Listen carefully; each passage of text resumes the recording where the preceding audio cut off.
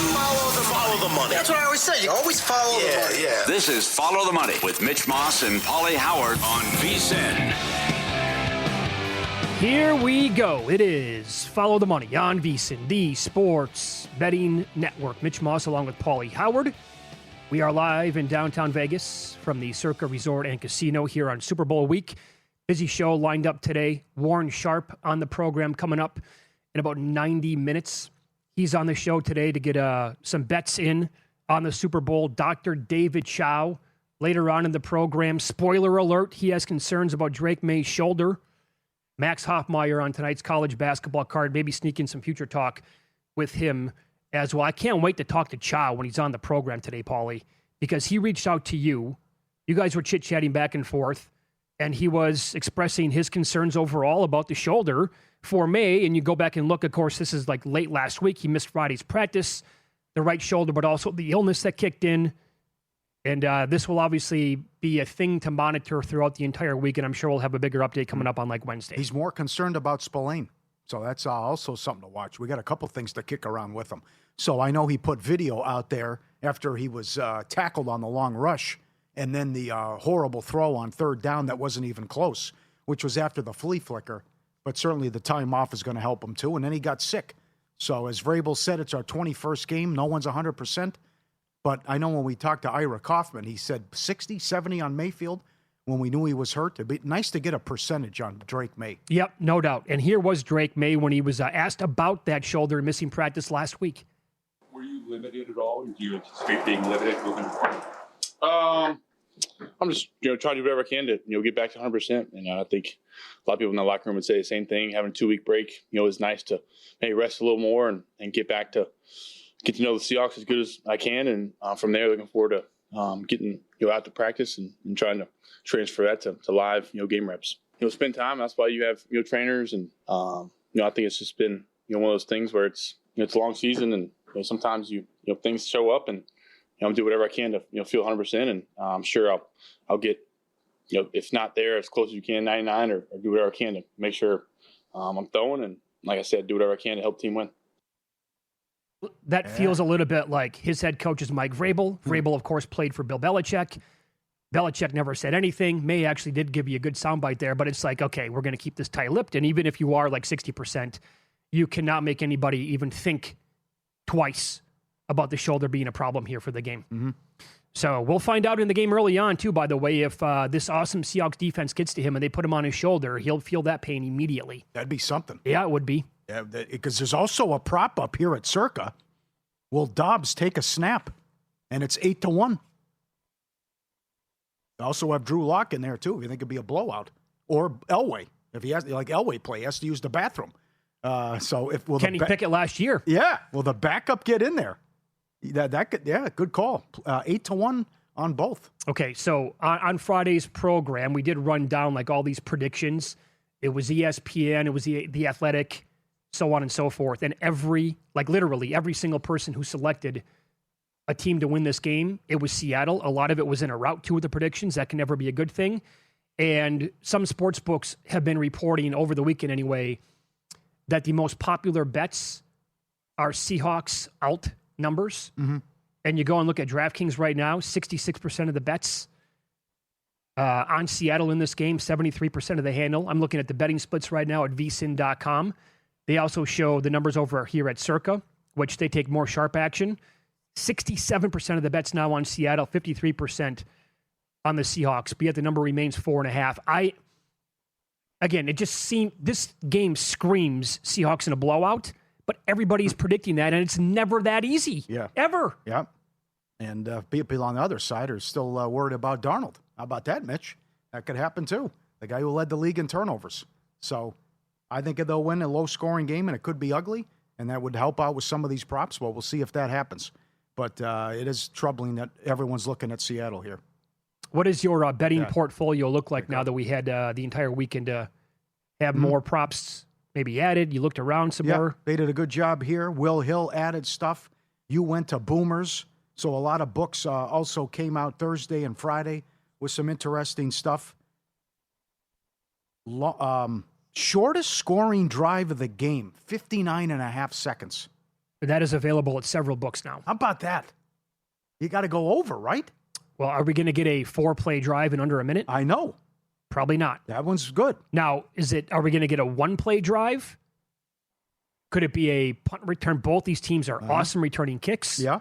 Could it be something like that where you're set up? Could it be Sam Darnold turned the ball over more than any other quarterback in the league this year? Patriots, great defense. May has been Mr. Fumbleitis here lately. Yep.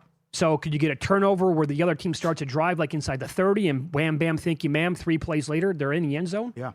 That's very good. That's creative. Like this one, which I think it was either last year or the year before it cashed. Will a quarterback finish with negative rushing yards plus 850? That's only Darnold, though. It's not going to happen to May. And May, I know you like this one. May the force be with you. 250 yards passing, 50 yards rushing. 14-1. Wow. That's a good one. Will someone over 300 pounds score a touchdown? That's here. 30-1. Offensive lineman, 28-1. Offensive lineman with a reception, 40-1. Will any player complete a pass to himself? 75-1. I've only seen this globally. I want defensive guy touchdown. Defensive tackle in honor of Vrabel and how they used him when he was a Patriot. But that's been hard to find in Nevada. You imagine you get with that wording, if you get the offensive lineman to score a touchdown and he weighs 298? He's officially listed at 297. Oh, come on. Yeah, right, That's exactly. Good. Okay, and I know you like this one. The worst rule in sports. Any player fumbles into the opponent's end zone and results in a touchback. 18-1. That's here at Circa? That's here at Circa. Oh. They have a yes-no on it, too. 18-1. That actually happened in a big playoff game. That was Browns and Chiefs. Yeah. When the Browns and Mayfield, right? Mm-hmm. They were holding their own in the first half. I don't remember the exact scenario, but I think they were going to have the lead going into halftime. Did Mahomes get hurt in that game? And the backup came in? A little bit, yeah. I remember that I know Jacksonville. Now that was it 2? Did he get hurt in that game, too? I think he got hurt in that game, and they had, oh boy. Yeah. That's coming, that absolutely happened, and that was a major talking point, obviously. They do have the John Casey. Kickoff out of bounds plus 675. That's good. Have you given any more thought to the yes-no on the kickoff, the first kickoff at all, to be a touchback? Yeah, 3-1, yeah. I think it's in play. I like that. You want to bet the 3-1? Yes. Touchback, opening kickoff.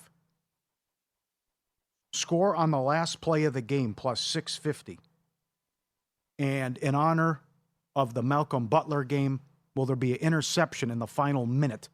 That's 12-1. That's also offered at Circa. Well, that's excellent job. You have many scenarios where that could happen. Yeah. You could have a Hail Mary attempt. Yeah. You could have thrown up for grabs. For sure. Yeah, that's in the final minute it has to take place, so, huh? Mm-hmm. That's awesome. Interception in the first quarter is plus 350. Yeah. I don't mind that. Brady did it in the last one. Second drive of the game in the end zone. He threw a pick. I kind of like that. How about largest lead, 14.5? You think they're going to open up a can on them? I still like that under. No, that's what everybody is saying. Under minus 130. I mean, are they going to really have a 17-point lead in this one? Are the Patriots going to embarrass themselves? I can't see it. So I think for the Seahawks to actually get out in front and then really blow their doors off, it's possible. Sam Darnold has to play a pitcher-perfect game again. Like he has to be as good as he was against the Rams in the NFC title game. Yeah. And their defense just has to be absolutely suffocating and probably create multiple turnovers. Right? They have to be perfect on offense, in my opinion, for that lead to go over 14.5. And I don't think that's going to happen. I think the credit here to the Patriots defense has to kick in at some point. They have a lot of talent on that side of the ball, and Vrabel has had him playing great ball. Look, I mean, we've, kicked a dead horse 1,000 times with the Patriots schedule. And it did obviously go their way big time throughout the regular season and the playoffs. That said, their defense was outstanding in those 3 games. And so I don't know, maybe that offense does absolutely nothing, and the Seattle defensive numbers overall, and McDonald is awesome as a head coach. Like their DVOA is one of the top 10 best teams of all time. What do you think of the both rushing attacks here? I don't think You I like don't like Walker either on? one of them. Yeah. Well, that comes down the whole. We had Paul Bovey on the show, Professional Better, last week, and he was, his analysis was spot on. If Spillane is compromised in this game, that's where Walker can go off. And he pointed out that Spillane is actually more important to the rush defense than Milton Williams. And he was making a case, Paul Bovey was on our show last week, that Kenneth Walker to win the MVP, there's certainly a path there based on Spillane's health. But he would be the one guy. I think the way to attack the running backs is something that we got caught up in quite a bit last week, is all three guys basically in the passing game. Maybe four if you want to throw Holani in there. All dump offs, yep. Huh? Yep, and it's not hard to do. These guys all just have to have a catch or two catches. And Seahawks are flying. Sam, over 227. Walker, over 75 yards rushing, plus 550. That also seems doable and manageable. Although I think they contain Walker, but still, that's not a big ask for a guy to have 80 yards, and he's going to have a lot of carries and a lot of touches. Did you see the combined yards for these two teams? It's like mid-600s. Mm-hmm. That felt like a ton. I saw a team with the fewest yards to win the game, which was interesting. And I know your favorite bet is Cardi B on TV over 1.5. Will she be shown over 1.5 times? I know you love that. I didn't even see that one. Yes. Is that out there? Yeah, that's offshore or that's Kelsey, that's everything. Okay, yeah. Yeah. They got to show her twice. Did they? I mean, they showed. I thought the Giselle props always went under. No, not the 28-3 game. That flew away. Showed her like 6 times. Well, they were married for a long time. He played in the Super Bowl every year. All right, more up next on the Super Bowl. Will an INT occur in the end zone? Total combined missed field goals and extra points and other creative props that we noticed coming up here on VSiN.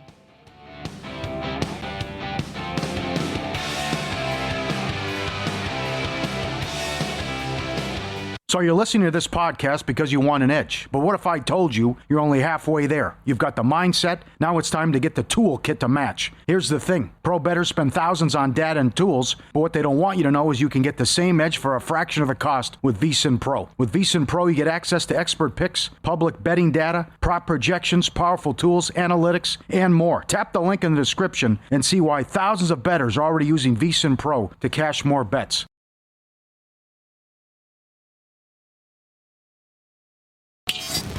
This is Follow the Money on VSiN. Good to have you on board today. Thanks for watching YouTube TV, listening on Sirius XM channel 158, iHeartRadio, TuneIn Radio, or any of our affiliates across the country. We'll get into weekend betting observations coming up in 15 minutes. I went over to Boomer's Sportsbook. Nick Bogdanovich, leading odds maker over there, been on the show several times. Yesterday, signed up for an account. And they have some very creative props as well, Pauly. You're going to like some of these kicking props, I think. For example, and some of these you can find at other books as well. There are so many out there. You're going to get lost, obviously, by looking at countless sports books, then prediction markets, etc. But the longest field goal, minus 150 versus total points in the game. So you're predicting 40 points. You're kidding. No. Yeah, there was another one I was looking at, too. Longest touchdown versus longest field goal. Field goal minus 160. I want field goal on both. These guys can bang them, especially Myers. And McDonald will try long field goals. So I will tell you that I don't have a ton of bets on this game yet. I only have a handful of bets. It's my lowest I think I've had in many, many years at this stage of the game. But that one sounds intriguing to me because I think alt-unders could come in this game. I think if I bet this where it would be, let's say you set it up so you go under like 37.5. You really want nothing to happen overall. Defense dominates the day. Longest field goal, minus 150 in that scenario. I kind of like that one. Yeah. How about this? What will be more? The longest made field goal versus the longest missed field goal. Longest missed favored.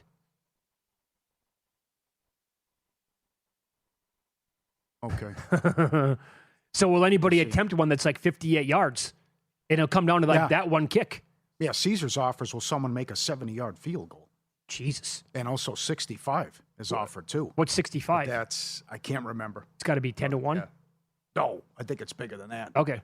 70 is, I think 70's 200? 100? Damn, I got eight papers here, but that's a good one. How about yards of the first punt, minus $2 versus longest touchdown scored, plus 165? Could you have either one of these guys shank one for like 31 yards? The nerves, yeah. The Patriots punter did it, but that was in bad weather against Denver. Yep. The longest field goal minus 140 versus the longest reception. If I told you the longest reception is one's tough. under 50 yards, you might take the field goal. Yeah. They are offering, will a team use all 6 timeouts? Good. What's the price? Yes, plus 180. Good job. Team with the longest kickoff return. Seahawks minus 120. Pats even money. I think the Pats... Yeah. Now, what happens if everybody's right on this game and the Seahawks blow them out? That means the Pats are going to be returning more kickoffs. Yeah. And there's an angle where the Patriots could say, I want nothing to do with kicking to Shaheed. Yeah. So Patriots even money might be worth a play. Yeah. This is very nice. Will an INT occur in the end zone? What is the price? 9-1. Okay, good. That's not bad either. Teams with more trips inside the opponent's red zone. Seahawks minus 140, Pats plus 120. You could also bet both teams' first drive to go inside opponent's territory or to make it all the way inside the red zone on their first drive. The Seahawks' first drive inside the Pats' red zone is plus 160. Okay. The Patriots to do it on their first drive plus 210. Okay. First play of the game results in a first down is plus 350. That's also available. I like that one too. Okay. What would you make this price? Will a team convert a third or fourth down of 25 plus yards? Oh, mamma mia. That's what we should have in place of the onside kick. A 4th and 25. It's 12-1 here. You know what? But you could have a pass interference, defensive holding. Yeah. That has to count towards it, right? Because you're technically getting the first down. Defensive holding, 5 yards automatic. No, it doesn't count. It doesn't count. No. Penalties don't count. Without an accepted penalty. Oh, well, okay, fine print. Good for them. No.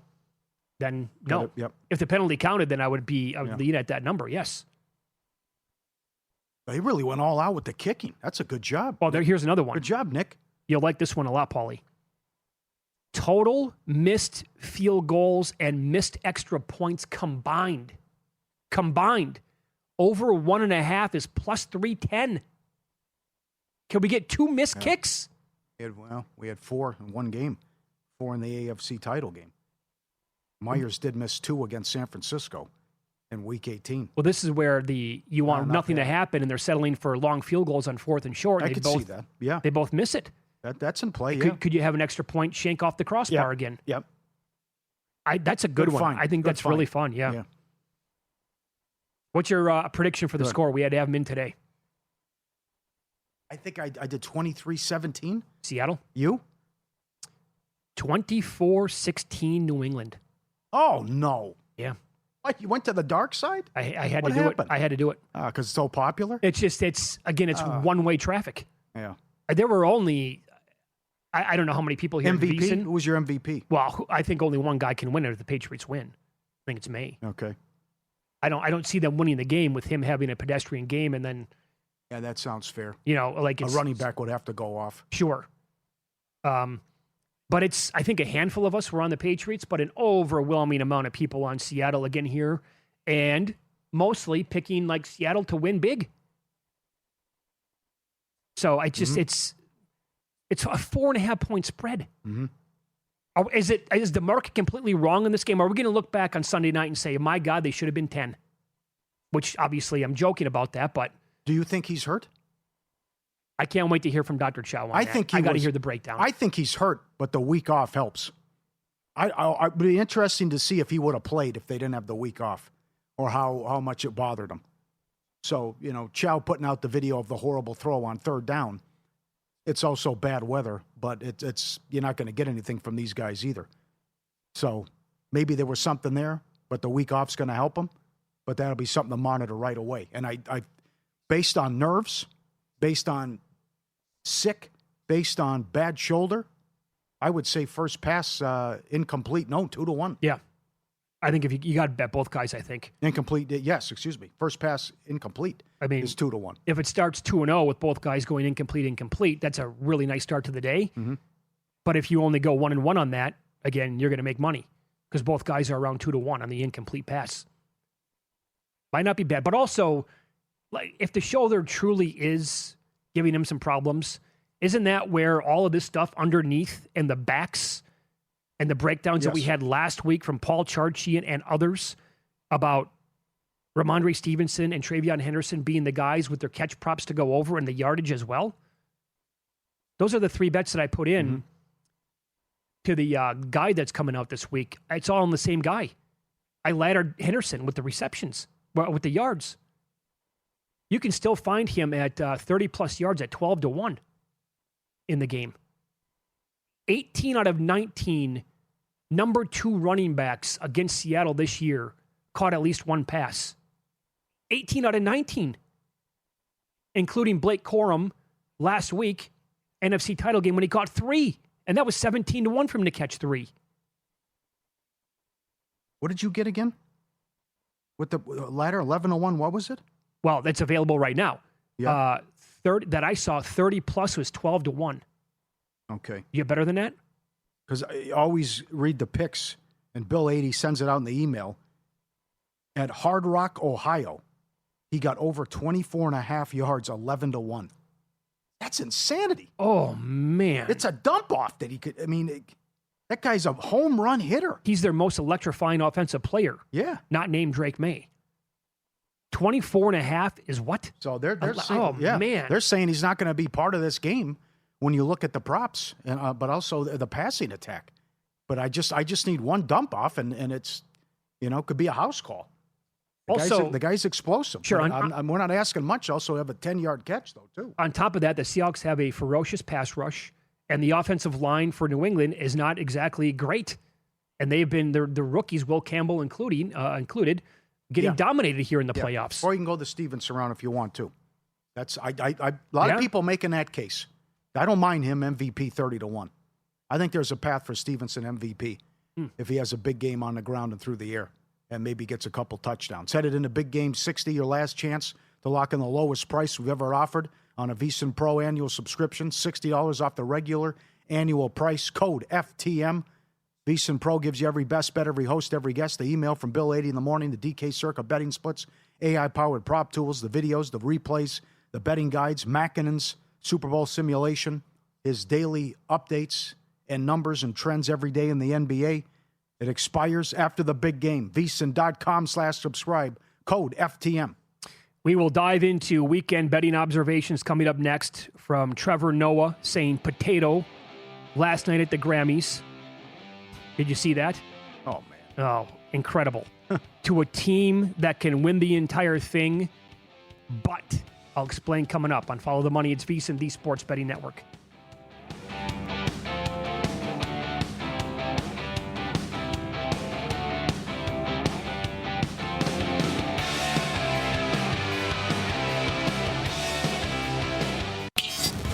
This is Follow the Money on VSiN.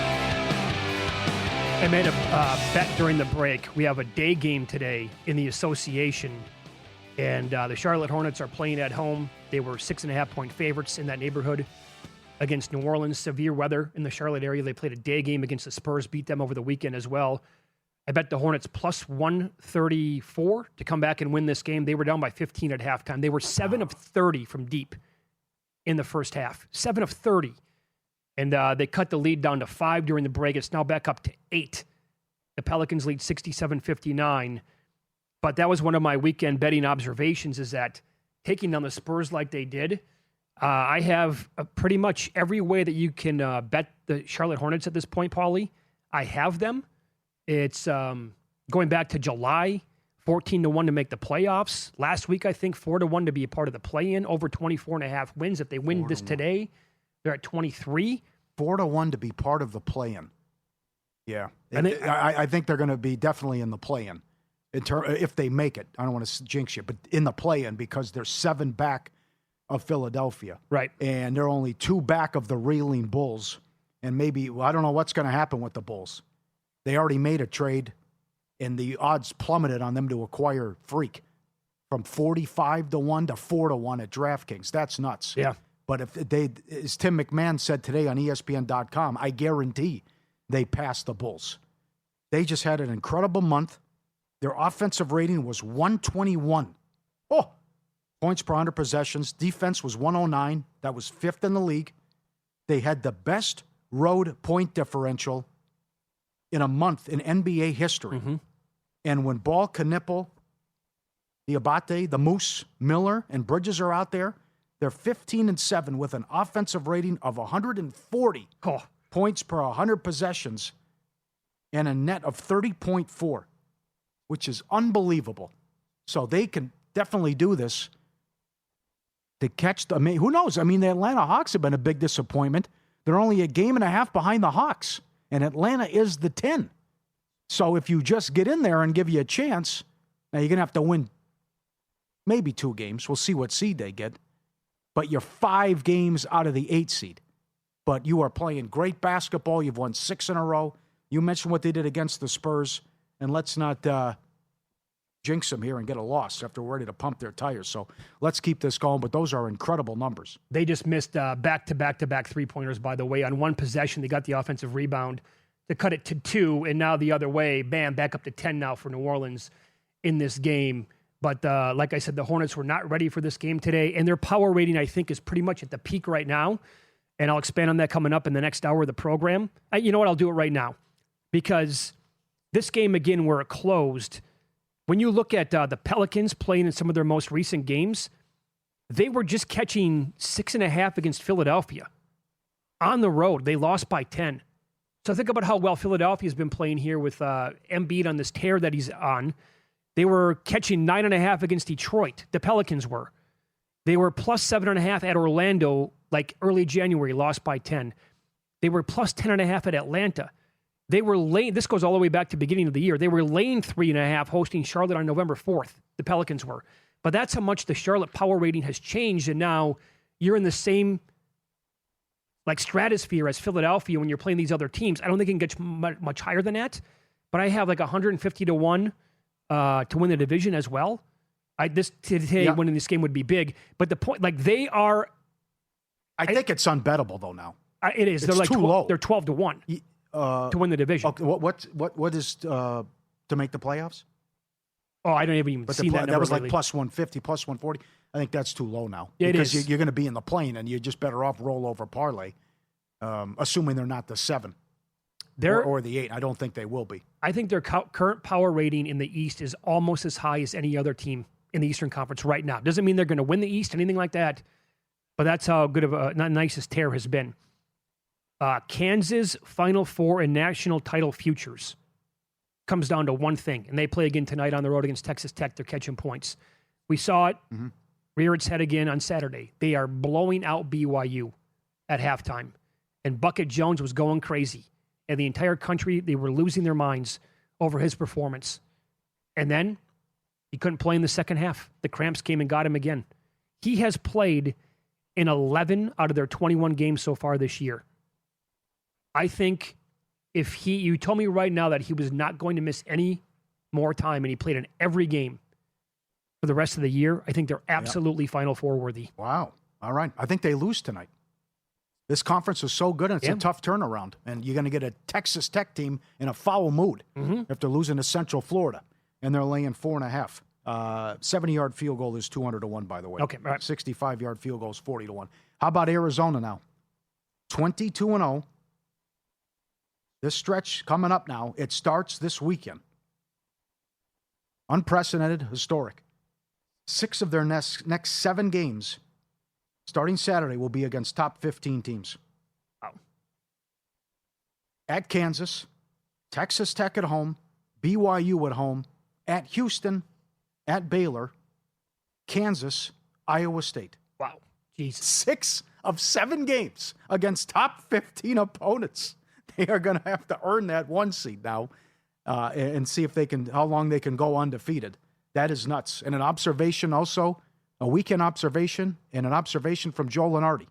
There's a big gap between the 1 seeds and the 2 seeds.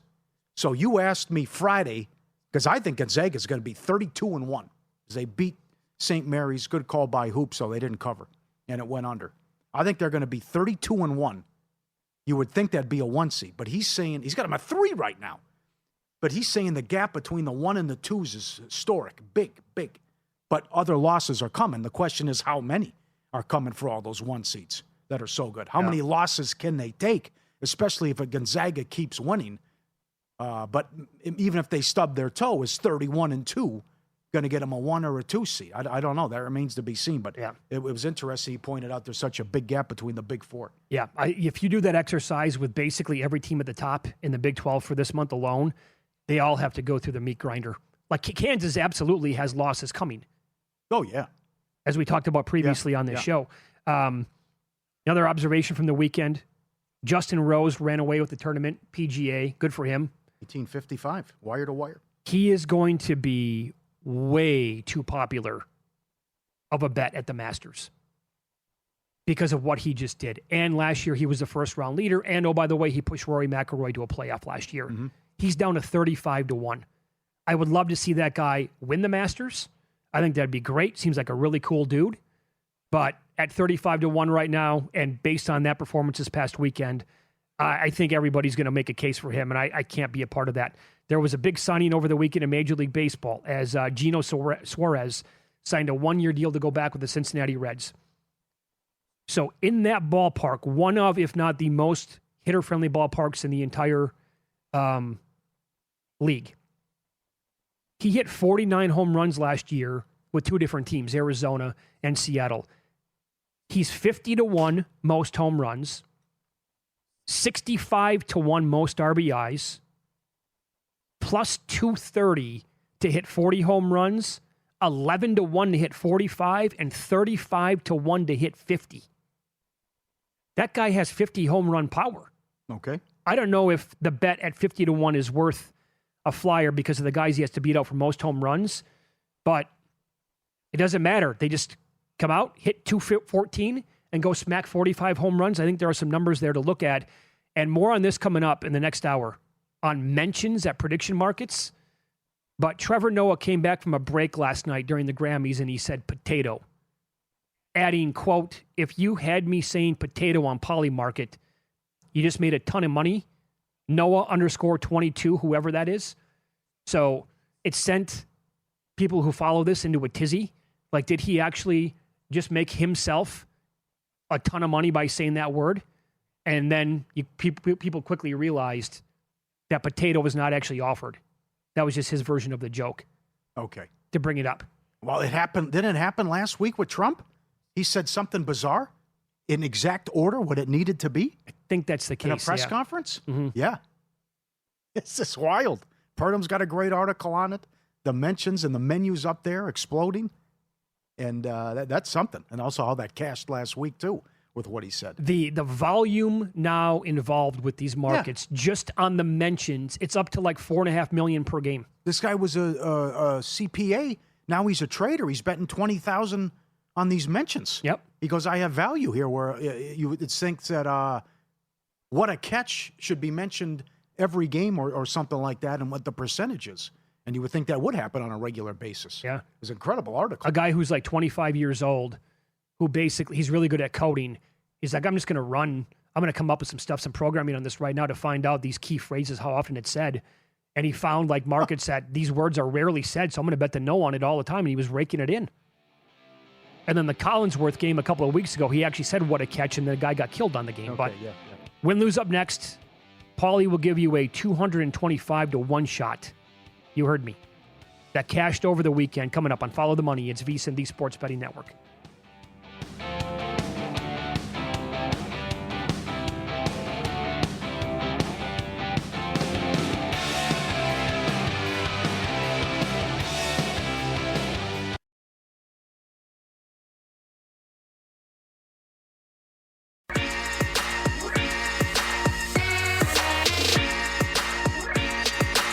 Win Some, Lose Some is sponsored by the Sharp Plays.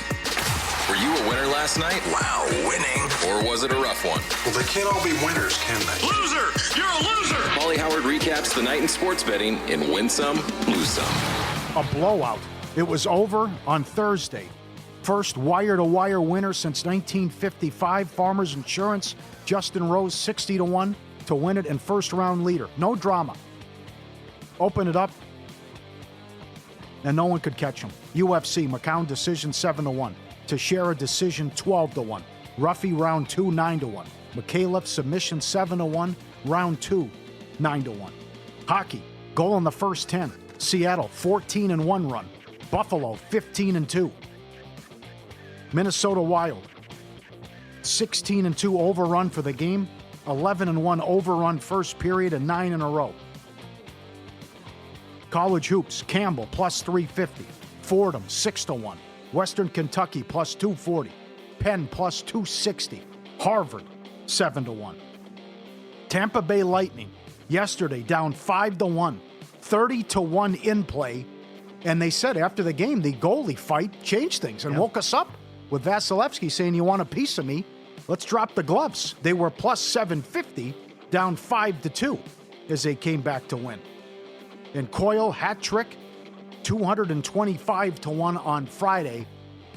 That keeps cashing. I think there was a 9 out of 10 nights we had a hat trick.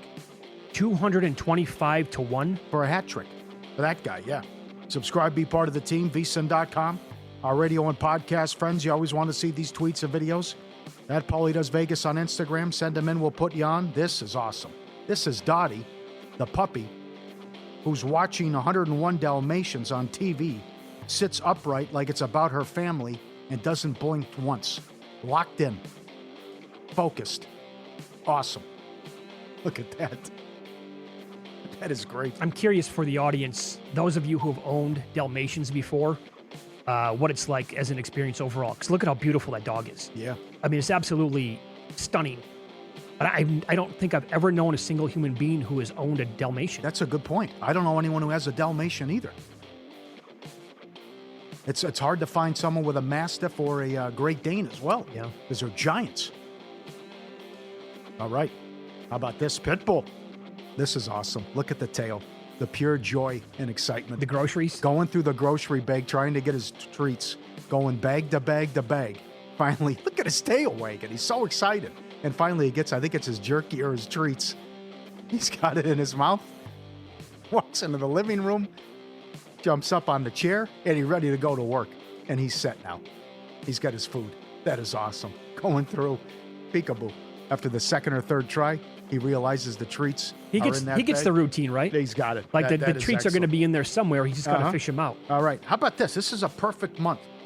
Take a look at your calendars and look at February. It's dubbed a perfect month because there are 4 exact weeks that start on a Sunday and end on a Sunday, fitting perfectly into 4 complete rows on a standard calendar. This hasn't happened since 2015. It won't happen again until 2037. Looks good. Tight, huh? That is. Perfectly symmetric. You got that right. Lose some. Sheffield Wednesday.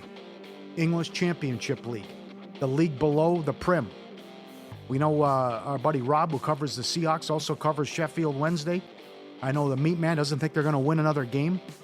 They played Wrexham Saturday. Wrexham was only 220. They've been shut out 8 matches in a row. Oh, man. Keep an eye on this. I think they play this weekend again or Thursday. 8 matches they haven't scored, and they have 1 win the whole season in league play.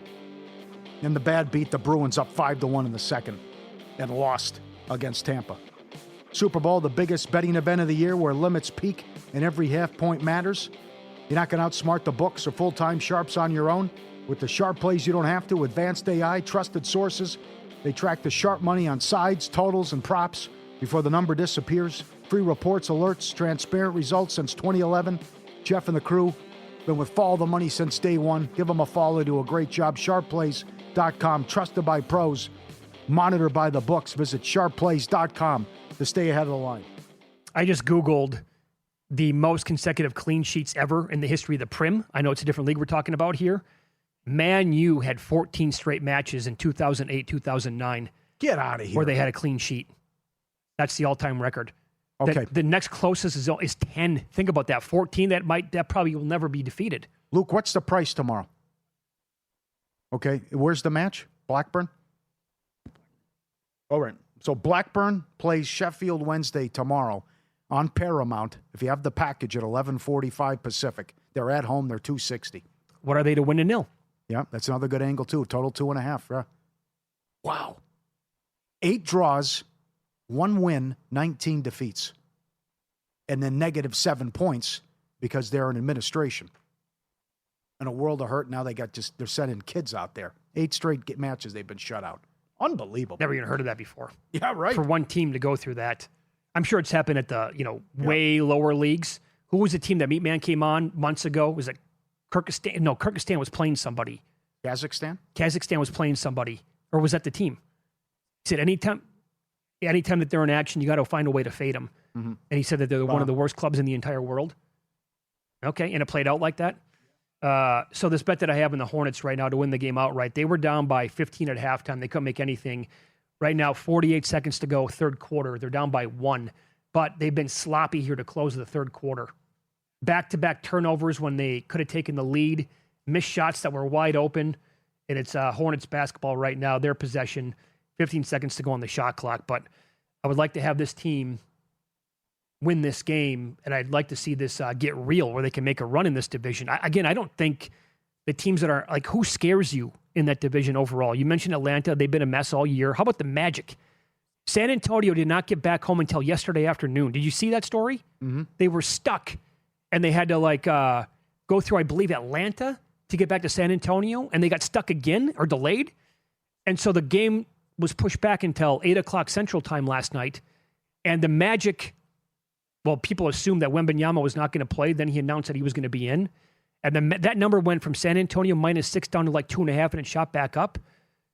And the Magic, they have been a disaster this year. People were cutting in line to bet the team after they traded for Bane. So the Heat, do the Heat trade for Giannis by Thursday? What'd you think of the move on the Bulls? I think that's completely uninspiring. It was a big move on Kalshi. And again, as I said earlier, you went from 40 to 1 to plus 450 at DraftKings. What's the package that they can put together? I don't know. What could they send that's so enticing? I don't get it. I think this whole thing is startling to me. That some of the packages that people talk about and the reports that come down on what teams could offer and the Bucks could actually have some interest. I would say no to all of them. So to me, at this point, I think the Bucks, in their best interest, they have to wait till the offseason because you are forcing it big time right now, and you're settling, I think, for a package in return for Antetokounmpo, and you can't do that with that guy. He's one of the best. I don't know where you want to put him, but he's one of the best players of all time. Would you trade Edgecombe? Philly's been rumored. Yeah, the Bucks would want him too. So, would you? Let me flip it. Would you send him to Philadelphia if Edgecombe was not included? No, he's got to be included. I would think so. I mean, what it's draft picks and maybe I don't want Paul George's deal. Plus, he's suspended 25 games. That's a bizarre story. Nuts. Give me another game too. If you wore If you wore a toupee, wouldn't you take it off if you were a boxer or a UFC guy? Yeah. I can't believe that guy. Maybe that scenario never kicked in his head. I can't believe he didn't think the toupee was going to go off, and then they threw it into the front row, and it's just sitting there. It's got its own seat. Where the guy's toupee came off the boxer.